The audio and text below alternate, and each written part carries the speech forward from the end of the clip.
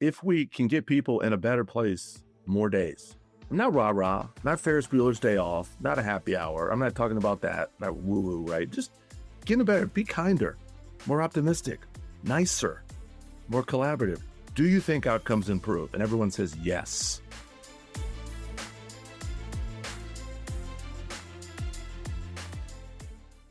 Hi, and welcome to this episode of The Courageous Choice. I'm super excited this morning because I have my good friend Devin Hughes with us. Devin is a captivating speaker, author, and culture expert. He helps leaders drive growth and engagement by aligning workforce culture with success. He's done this for over 20 years with experience in conflict resolution, generational differences, and culture change. And he's the author of 21 books that is spoken in over 15 countries. He lives here in San Diego near me with his wife, 4 daughters, and their rescue dogs, which is dear to my heart. So, Devin, welcome. Thank you so much for joining us. Thanks for having me. I'm super uber excited to be here with you. You and I talk about this stuff like in private at dinner or whatever, but I was excited to be able to have this conversation with you here with our audience.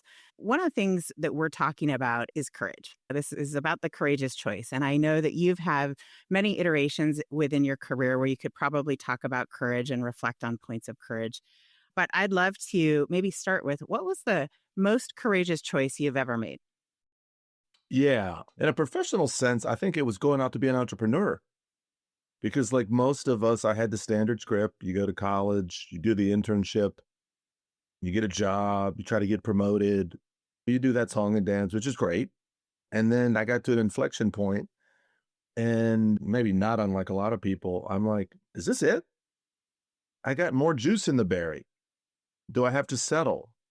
And so I just decided to take all the aggregate experience, good cultures, bad cultures, indifferent cultures, and go out and create a boutique business around that and be an entrepreneur roughly many years ago. So I think that was probably the biggest courageous thing that I did professionally at the time.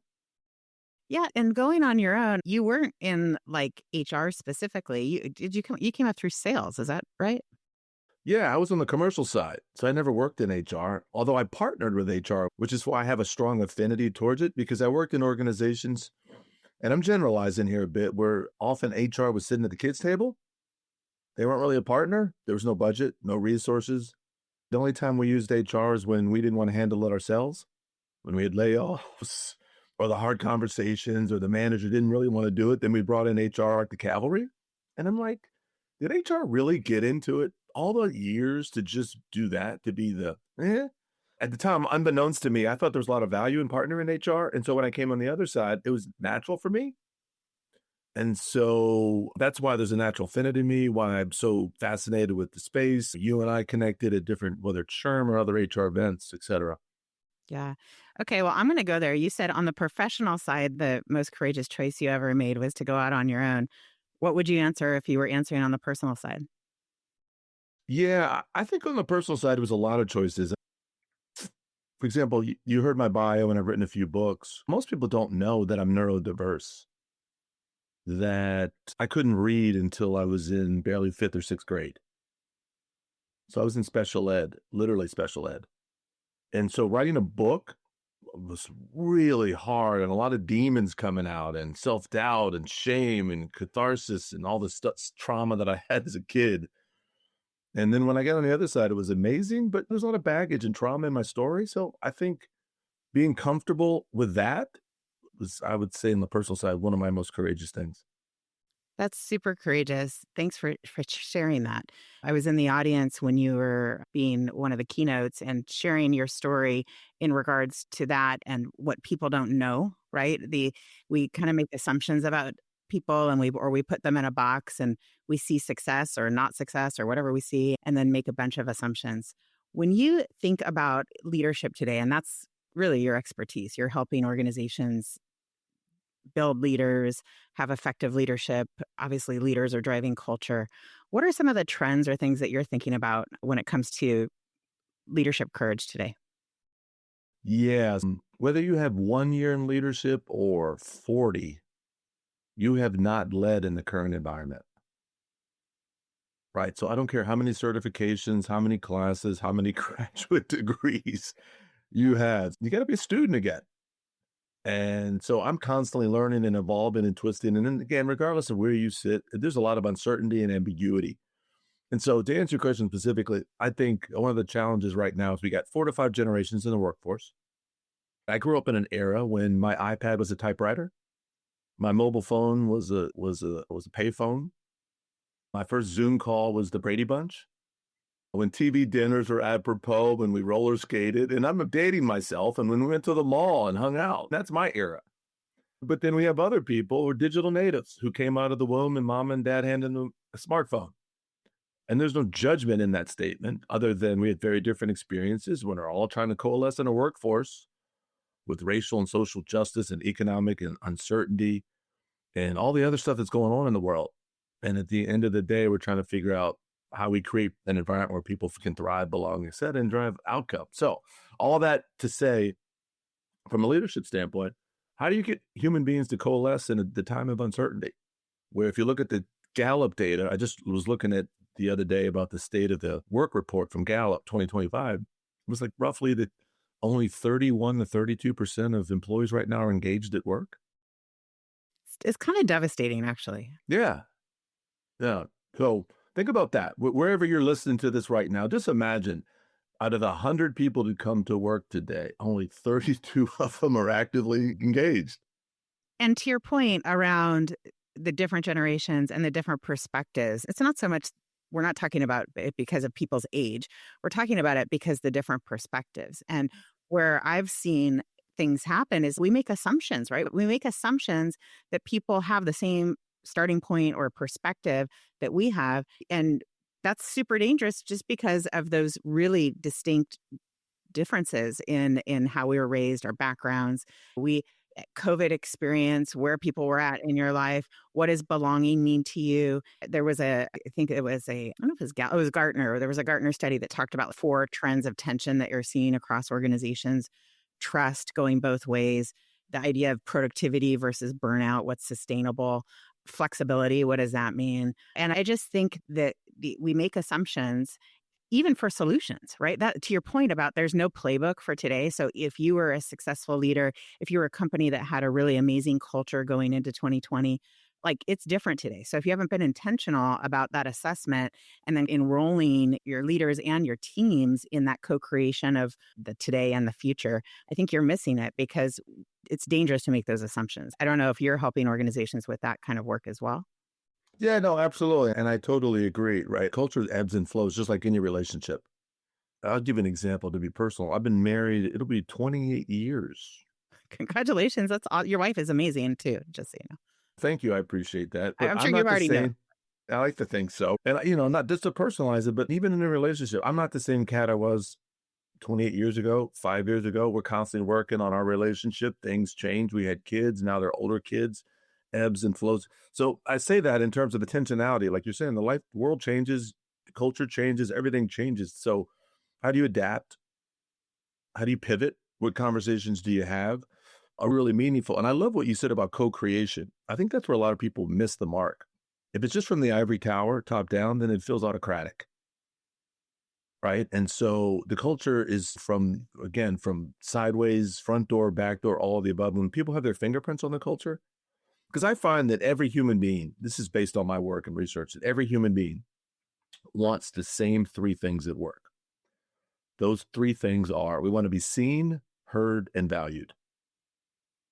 Seen, heard, and valued. And it doesn't take a whole lot to democratize that. Now, I'm not asking leaders to go around and make speeches and stand on Zoom calls and give out motivational talks, but in your own sphere of influence, whether you manage a team of 10 or 100, what are you going to do to amplify that people feel seen, heard, and valued?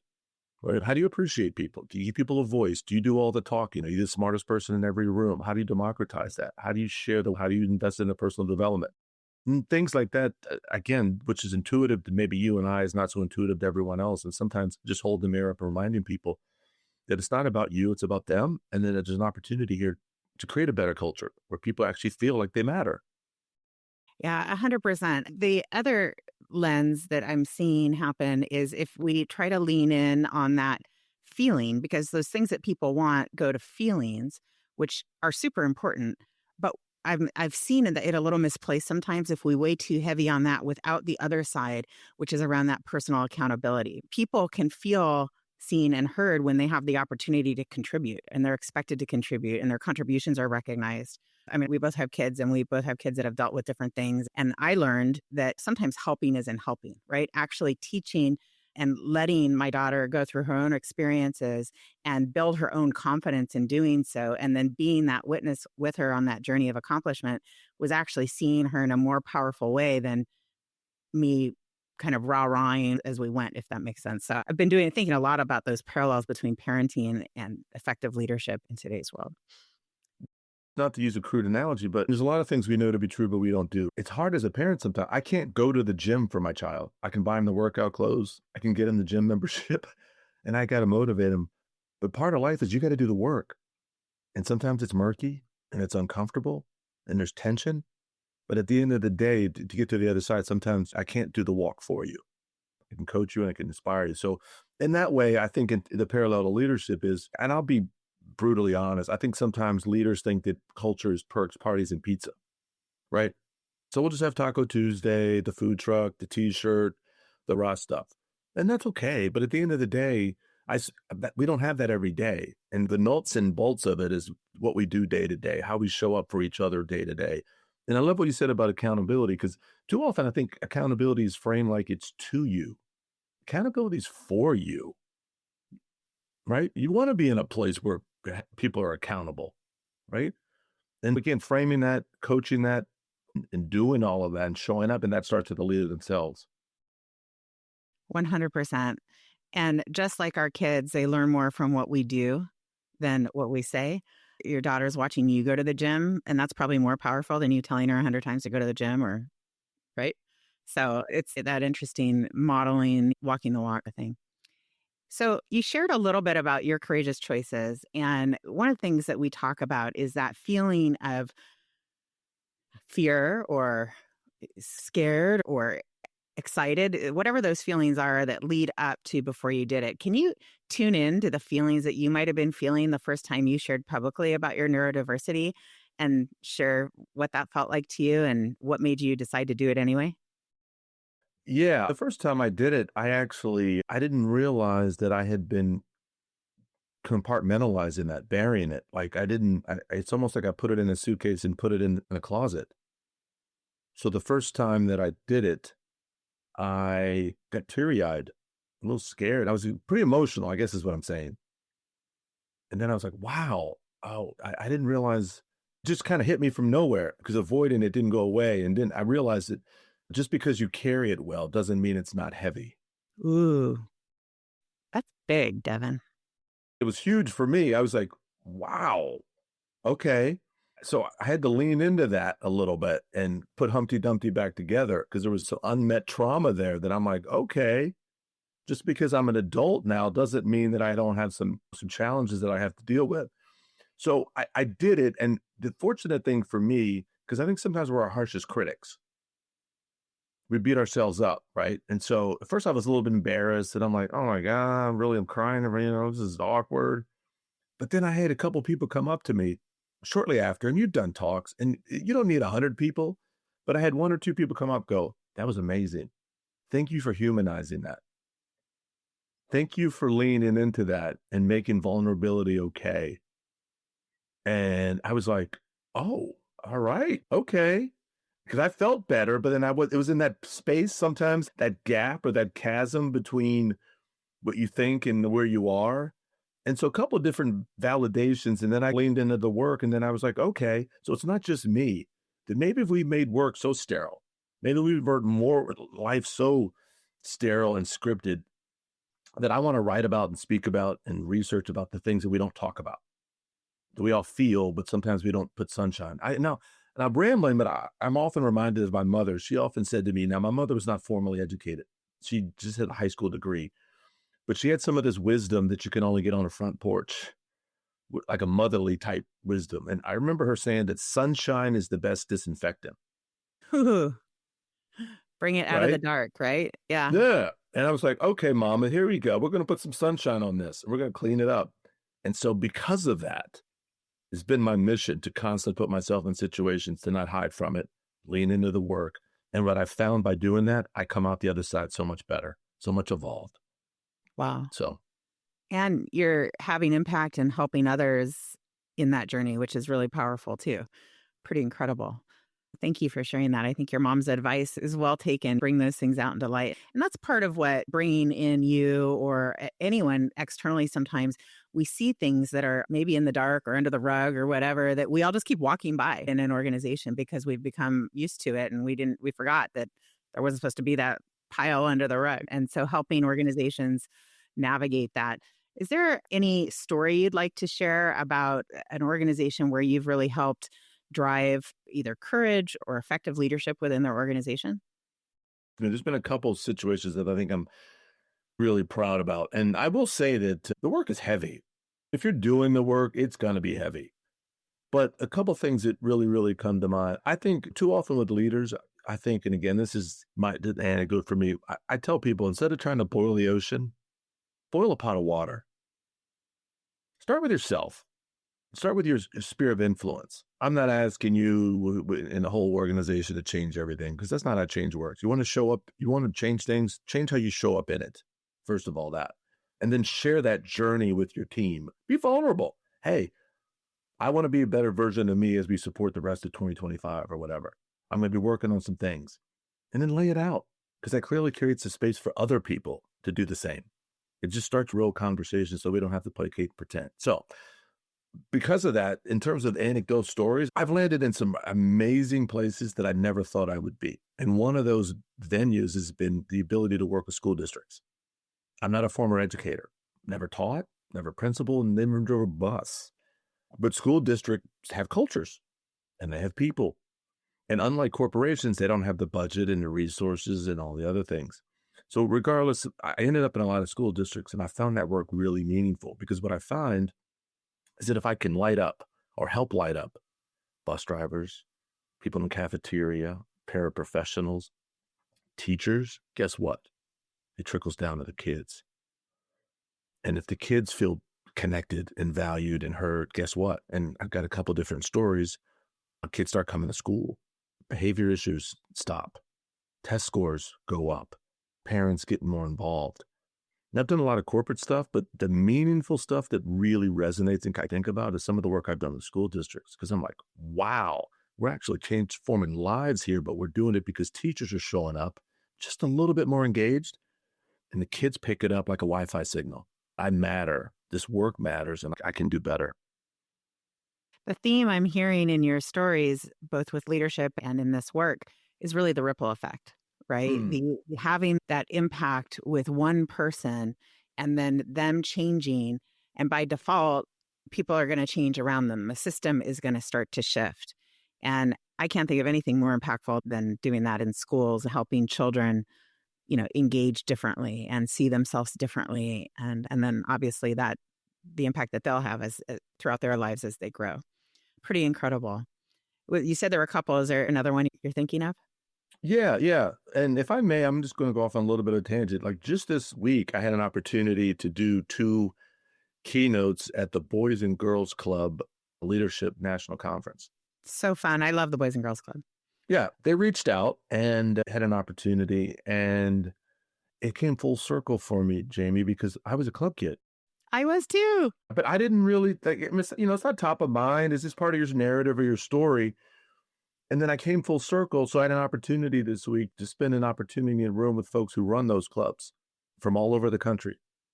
And I was like, oh my God, I didn't realize how much that was a pivotal moment. That was a place, a safe place where we could swim or play pool or basketball or tag. Now I was a latchkey kid. So my parents both worked. Right. So that was the place that mom or dad would drop me off during the summers and I would hang around all day. And then they would pick me up at the end, on the way home. And then I'd go home and I was like, wow, I forgot how my formative years were formed by that. So either way, sorry to go off on a tangent, but that just happened this week. And having those conversations and see the impact they're having at that level was amazing. Crazy that you share that story because I was a club kid. I was part of the Keystone Club as I got into my high school. And I think the first leadership development program I ever went to was with a Boys and Girls Club program, which is really incredible. And those adults that are overseeing all those programs, whether it's the gym or whatever, really have an impact on our lives. It's very similar. We haven't shared this part of our stories together, but I was also a latchkey kid. Both my parents were working. And so the club actually played a pretty significant part of my life. And the fact that we both share that, and then you had the opportunity, I've been to the national conference. Used to be on a board of a local branch in Tustin. So that's an amazing conference. And the people that are doing that work are the ones that are having that exponential impact and really have committed their careers to making a difference in the lives of youth and in their communities, which is super incredible. So I love that you were there this week. I can't believe that it got to come up and we haven't talked about that before. Pretty fun. Yeah, no, it was full circle moment for me. And I just felt so safe and awesome. And the conversations were rich and it's hard, but it was just, it was just amazing group. And I was so excited to be there. So I tried to go off on that tangent, but it just, you're talking about things that really struck me personally. And that was like, I didn't realize how much of a big of an impact that made. But in terms of other organizations, I've worked with so many different organizations. A couple come to mind, and I'll give a little bit of backstory. I've always thought that, and still do today, that well-being has to be part of the narrative. And for 15 years, I've always thought that when I'm in a better place, I'll just be frank, I'm better when I feel better. I'm more creative, I'm more resilient, and so I realized I can't give what I don't have. So I say that because I've worked with a lot of organizations over the last 10 years. A few come to mind, but where we've actually made well-being a part of the strategy. So if it's really about outcomes, which everyone talks about, right? Whatever those outcomes may be, whether it's sales, retention, whatever it is, safety, whatever. When I talk with leaders and say, if we can get people in a better place more days, not rah-rah, not Ferris Bueller's day off, not a happy hour. I'm not talking about that, not woo. Just get in a better, be kinder, more optimistic, nicer, more collaborative. Do you think outcomes improve? And everyone says yes. Okay, so let's make it part of the strategy. To your point, let's systematize it. What can we do to redo work? And I like to say, and I'm corny, I don't know, I am, but are you familiar with Chip and Joanna in Waco, Texas? Yes, I am. So that's what I see myself in workplace culture. I'm the Chip and Joanna guy, right? So I come in and I just say, look, we don't need to burn the house down. It just needs a little bit of a makeover, right? You've been running that same playbook for 25 years and everything else has changes. Let's just do some subtle shifts. For example, how you start your meetings, how you end your meetings, how you onboard, right? All the little things. Because culture, Jamie, as well as anybody, culture starts from right through the interview process. 100%. Right? How you interview, who shows up, how you engage, what you communicate, all of the above. Those are little iterations of how you do it. And so just finding little iterations. So what I tell people is, I don't want to necessarily blow up the culture. I just want to give it a little bit of a makeover. And let's look for some intersections where we can integrate some best practices to systematize, operationalize, and make people feel an opportunity to feel heard, seen, and valued. That's amazing. You used the word intentional before, right? And it's getting that intentional lens on your culture. You help organizations get intentional about their culture so that it's going to drive what they're trying to drive as an organization and also be a great place to work in the meantime by engaging those folks. So, it sounds like you do, so I'm going to just ask it anyway, but what advice do you have for leaders today? Yeah. So advice. Wow. These are interesting times. I think in terms of the one thing that a couple things come to mind, I would say in terms of the leaders, let's not be tone deaf again to the realities of the world. I just follow the data, to be honest. Anecdotes work, but where's the data? And if you look at the data, and you know it as well as I do, Jamie, burnout, loneliness, disengagement, right? So those are pretty three significant data points that people are not in a great place. So in terms of your organizational strategy, in terms of your own strategy, what are you going to do to address? How can you make people feel more connected? And there's this age-old argument going on right now, and I think we're all feeling it. Is it return to work? Is it hybrid? Is it remote? What is it? What's the cadence? How many days? What should they do when we're here?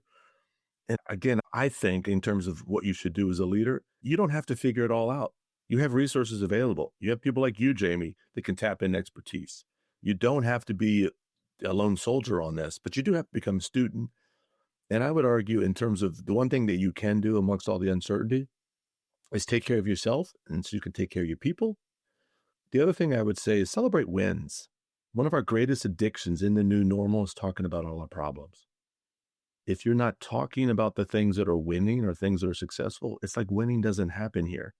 Now, I'm not talking about giving out trophies for showing up on time, but if people are making incremental progress, then you need to celebrate it. And I'll give one more anecdote because I say this and I think it.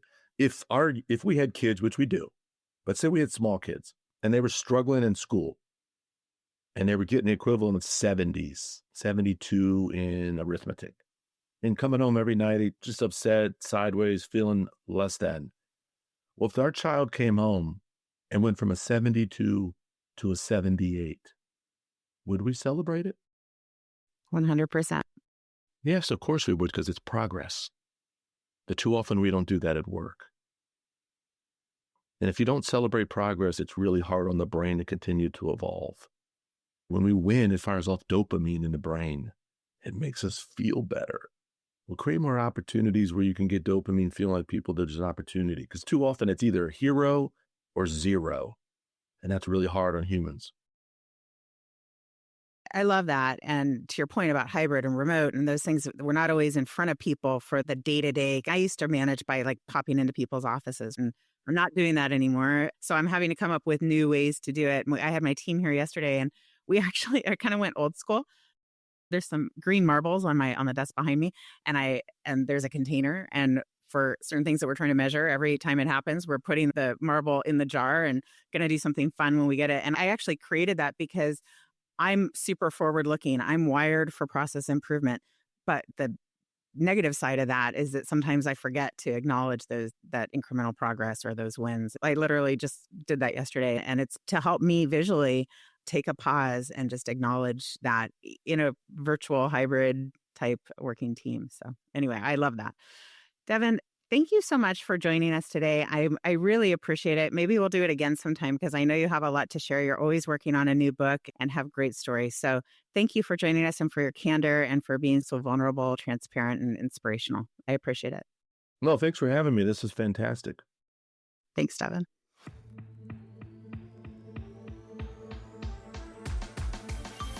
Thank you for listening to The Courageous Choice. If you enjoyed this episode, please leave a 5-star review to help get the word out about the podcast. And don't forget to subscribe so you don't miss out on any of our future conversations. If you'd like to know more about gig talent, please visit gigtalentagency.com or email us at podcast@gigtalentagency.com. See you in the next episode.